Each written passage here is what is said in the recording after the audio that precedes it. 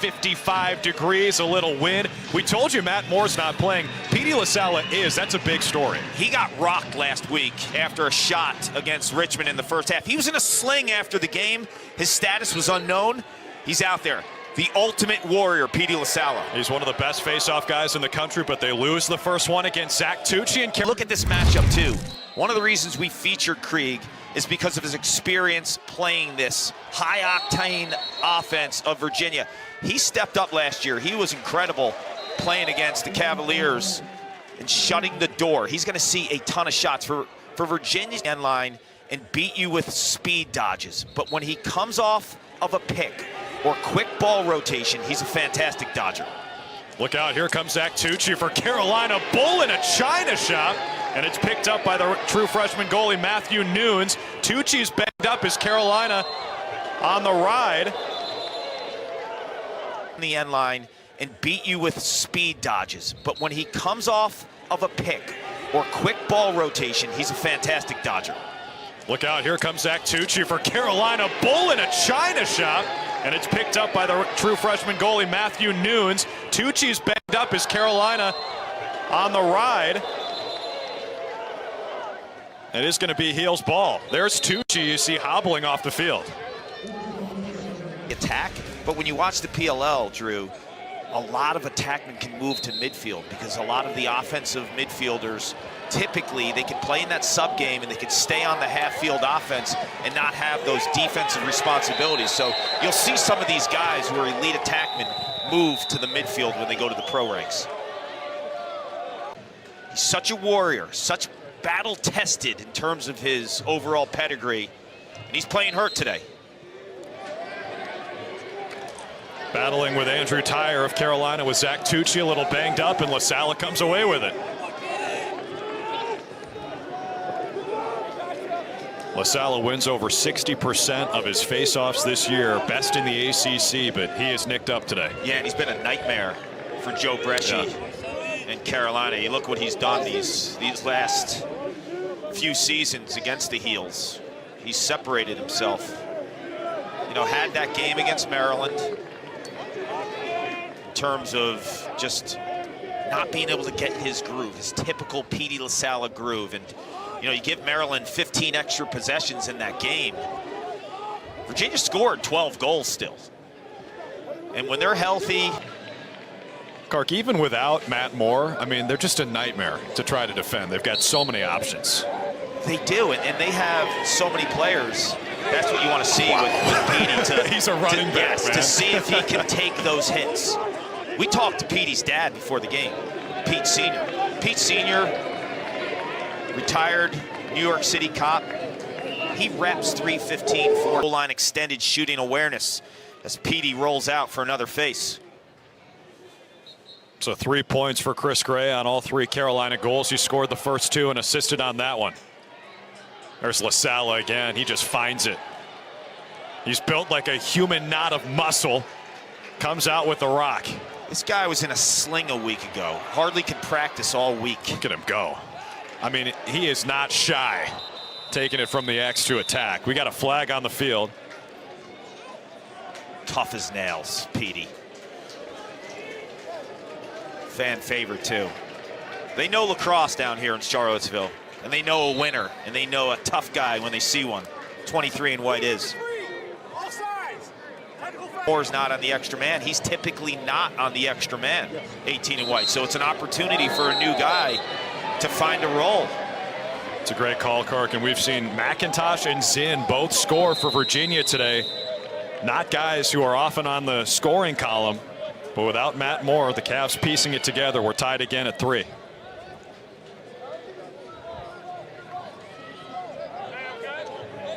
And Lars Tiffany loves the 2-quarterback system with Matt Moore and Connor Schellenberger. One guy being up top, one guy being up low, right?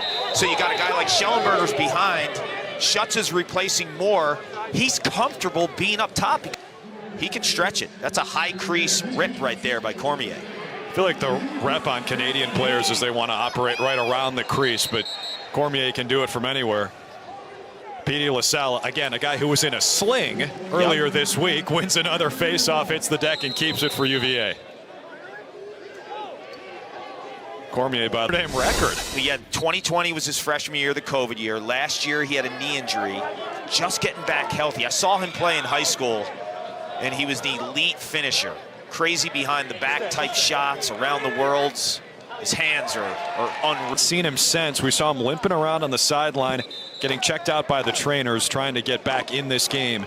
It's been all Andrew Tyre at the X, number 3 in Carolina blue, and there is Lasalla, who's gutting it out today. Yeah, and Tyre is a Virginia boy. In terms of where he grew up, was an elite athlete out of the state. And that's the luxury that Carolina has with Tyre and Tucci. They're not just face-off guys either. They're elite athletes. Like Tyre is a big-time athlete. And he's playing up against a nicked-up Lasalla. There's Tucci right there. You see his left foot wrapped.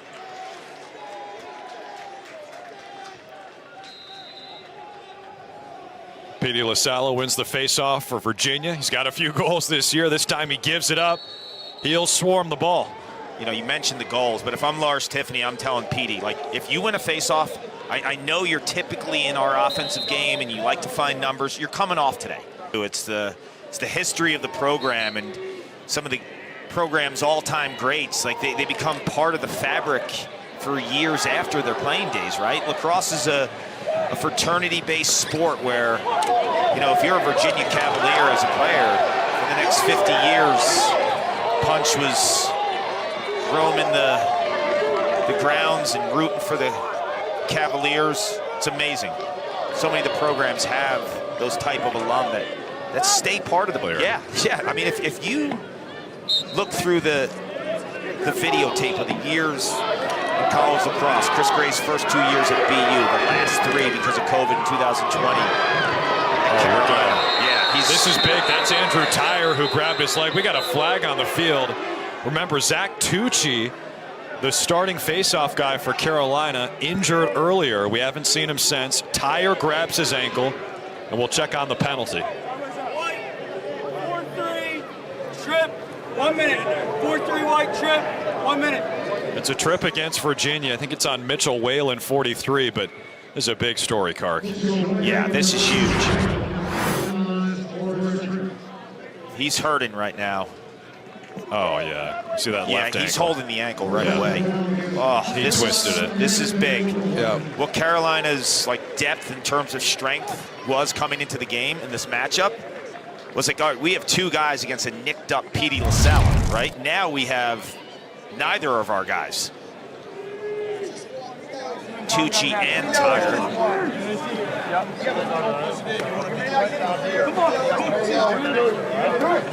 The third guy is Chase Mullins. Now, Chase Mullins is an Under Armour All-American, was the top-rated face-off guy in the country a year ago, but just hasn't seen the reps, you know? Like, it's a different game. You remember I mentioned Matt Nunes in terms of the adjustment from high school to college?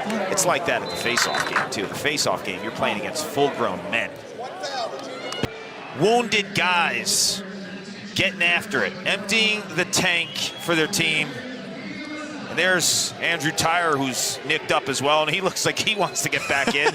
But look at this battle right here. Face-offs are tied up at 7. 2 guys that barely could go today. Look at 7 in Carolina blue. Zach Tucci can barely run right now. He's hobbling to try to get off the field. Basically have Willis Reed wearing number 7 for the Tar Heels today.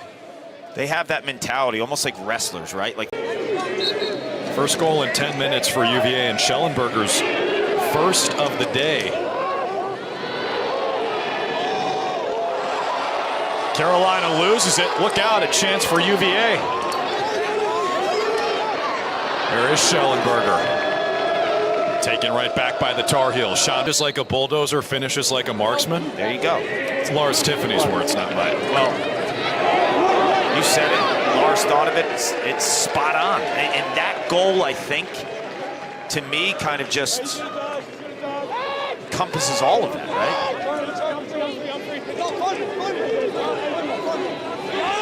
He started on attack today. He's been playing midfield for most of the season. I mean, can you give us an idea of how hard that is, Kark, going from midfield to attack and vice versa? I think it's becoming less and less because I feel like the game's becoming offensively with the 6 guys out there.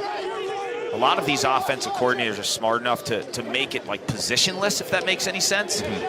You're not seeing the old school midfielders alley dodge, go down the alley, start with the left hand, sweep righty, like they'll find a way to get in the back of the net.